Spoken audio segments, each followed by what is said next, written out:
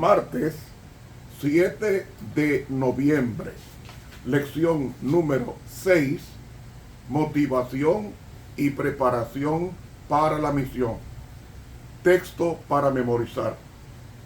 Estas son las palabras que les hablé cuando estaba con vosotros, que era necesario que se cumpliese todo lo que está escrito de mí en la ley de Moisés, en los profetas y en los salmos. Lucas 24:44. Amoroso y bendito Padre que estás en los cielos, las condiciones para recibir la impronta celestial queremos cumplirlas, oh Dios. Enséñanos a obedecer por precepto y por ejemplo, para recibir de ti la bendición de llevar este evangelio del reino al mundo que perece, porque en tu nombre te lo pedimos. Amén. Para hoy, martes, la espera y la misión.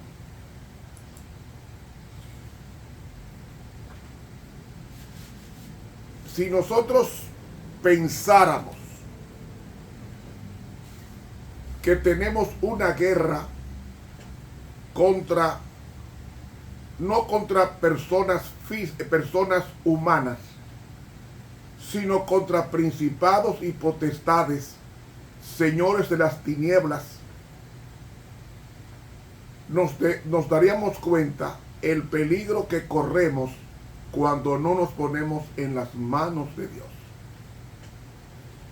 Reiteradas veces les he dicho que cada pulgada de terreno está violentada por los demonios que quieren tomar posesión de todo,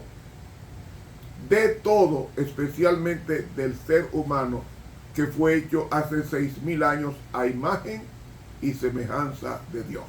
Y Él quiere borrar esa imagen y poner la suya. ¿Usted no se ha dado cuenta? Personas tatuadas con los rostros desfigurados, con los dientes de vampiros, con los ojos tatuados, con 2 cuernos sacados de unos huesos sobrepuestos, e incluso con las orejas modificadas, la nariz modificada e incluso la cabeza modificada. Todo eso es impregnando o poniendo la impronta del diablo en los rostros y en el físico de las personas, porque yo estoy asombrado. Los únicos seres que les ponían argolla en las narices eran a los animales, y hoy día se nota o se celebra como un placer, un gusto, poner un narigón a un hombre o a una mujer y unos anillos tanto en las narices como en la boca, y se ve muy bien. Mujeres bonitas, hombres atractivos, con esas decadencias de gustos, dando a entender que son bestias poseídas por seres sobrenaturales. En consecuencia, no podemos comenzar una misión de evangelismo sin antes ser personas influidas por el Espíritu Santo que tome posesión. Si el Espíritu Santo no toma posesión de nosotros, no hay ningún poder que pueda subyugar a las mentes de este planeta. Dice la Biblia cómo fue que los discípulos hicieron para capacitarse y recibir la bendición que le otorgaría el privilegio del don del Espíritu Santo y el don de hablar diferentes idiomas. Dice: He aquí 2 varones se pusieron junto a ellos en vestidos blancos, los cuales también les dijeron: varones Galileos, ¿qué estáis mirando al cielo? Este mismo Jesús que ha sido tomado desde vosotros arriba en el cielo, así vendrá como le habéis visto ir al cielo. Entonces se volvieron a Jerusalén del monte que se llama del Olivar, el cual está cerca de Jerusalén, camino de un sábado. Y entrados, subieron al aposento alto donde moraban Pedro y Jacobo, y Juan y Andrés, Felipe y Tomás, Bartolomé y Mateo, Jacobo hijo de Alfeo, y Simón Celotes, y Judas hermano de Jacobo. Todos estos perseveraban unánimes en oración y ruego con las mujeres y con María la madre de Jesús y con sus hermanos. Estos 120 hombres y mujeres estaban obedeciendo la recomendación de Cristo, que decía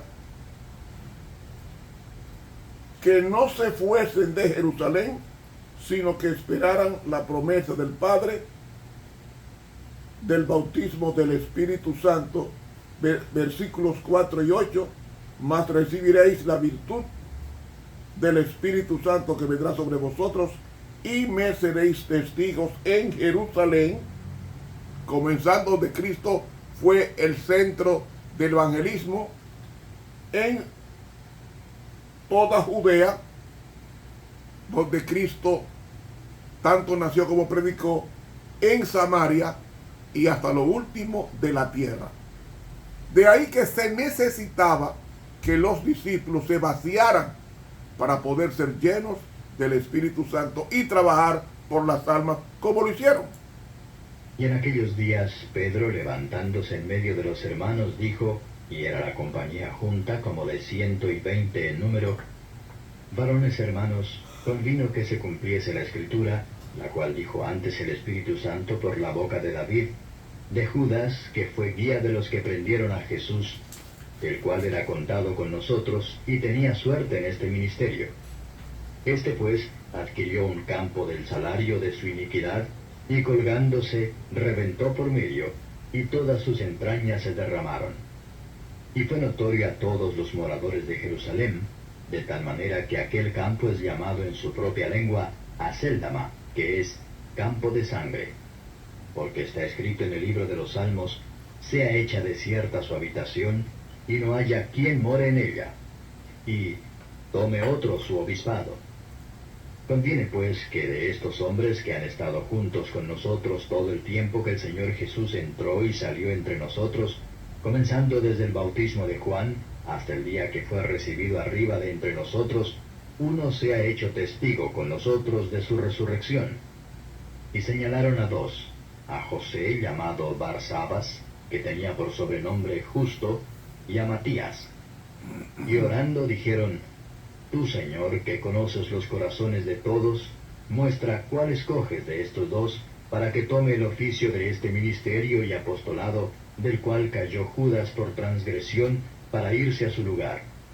Y les echaron suertes, y cayó la suerte sobre Matías, y fue contado con los 11 apóstoles.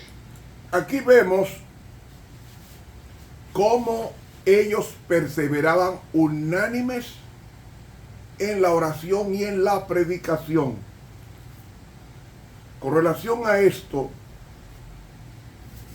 dice el capítulo 4 del libro Hechos de los Apóstoles lo siguiente: en obediencia a la orden de Cristo, esperaron en Jerusalén la promesa del Padre, el derramamiento del Espíritu.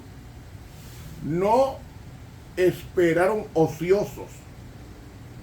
El relato dice que estaban de continuo en el templo alabando y bendiciendo a Dios. También se reunieron para presentar sus pedidos al Padre en el nombre de Jesús. Mientras los discípulos esperaban el cumplimiento de la promesa, humillaron sus corazones con verdadero arrepentimiento y confesaron su incredulidad. Al recordar las palabras de Cristo les había hablado antes de su muerte, entendieron más plenamente su significado. Cuando meditaban en su vida pura y santa, sentían que no habría trabajo demasiado duro ni sacrificio demasiado grande, si tan solo pudiesen ellos atestiguar con su vida la belleza del carácter de Cristo. Los discípulos oraron con intenso fervor, pidiendo capacidad para encontrarse con los hombres y en su trato diario hablar palabras que pudieran guiar a los pecadores a Cristo, poniendo aparte su diferencia, todo deseo de supremacía, se unieron en estrecho compañerismo cristiano. Se acercaron más y más a Dios y al hacer esto comprendieron cuán grande privilegio habían tenido al poder asociarse tan estrechamente con Cristo. Estos días, dice ella, fueron días de profundo escudriñamiento de corazón. Los discípulos sentían su necesidad espiritual y clamaban al Señor por la santa unción que los había de hacer idóneos para la obra de salvar almas. No pedían una bendición simplemente para sí. Estaban abrumados por la preocupación de salvar almas. Comprendían que el Evangelio había de proclamarse al mundo y demandaban el poder que Cristo había prometido. Eso es la espera y la misión. Ellos sentían primero y se hicieron una autocrítica, comenzaron a criticarse a sí mismos, porque en la vida he aprendido que hay dos formas de profesión de fe. Una es la religiosa y otra es la cristiana. El religioso critica a los demás. El cristiano se critica a sí mismo. Repito, hay dos tipos de personas en la iglesia. Está el religioso y está el cristiano. El religioso se fija en los defectos de los demás. El cristiano se fija en sus defectos propios y se corrige, que fue lo que pasó con la iglesia apostólica. Ellos se criticaron a sí mismos, no criticaron a los judíos, a sí mismos se criticaron. Y cuando ellos confesaron su falta y se vaciaron de sus yoes no santificados, entonces el Señor oyó la oración y la contestó. Se prepararon para la misión y esa preparación hizo exitosa la obra de Dios en las vidas de ellos, de tal manera que ninguno apostató de los 120, sino que todos ellos, llenos del Espíritu Santo, lo primero que hicieron fue hablar 15 idiomas. Está en Hechos capítulo 2, 15 idiomas, bautizando en un día 3,000 y en otro día 5,000, porque el poder de la palabra de Dios residía en ellos. Y el evangelio tiene que comenzar en el predicador primero, para luego ser efectivo en los demás. Si no es así, si no es así, no habrá éxito. Hay que vaciarse, pedirle a Dios en oración que nos capacite y rogar a Dios por las almas que se pierden, para que Cristo a través de nosotros los alcance con el mensaje, con el evangelio del reino. Tenemos muchos enemigos, pero los principales enemigos nuestros son invisibles. Son demonios, son seres sobrenaturales que quieren destruirnos, pero no temamos. Contra un demonio tenemos 2 ángeles, dice la palabra de Dios. Porque si se fue del cielo una tercera parte de los ángeles, las 2 terceras partes están con nosotros.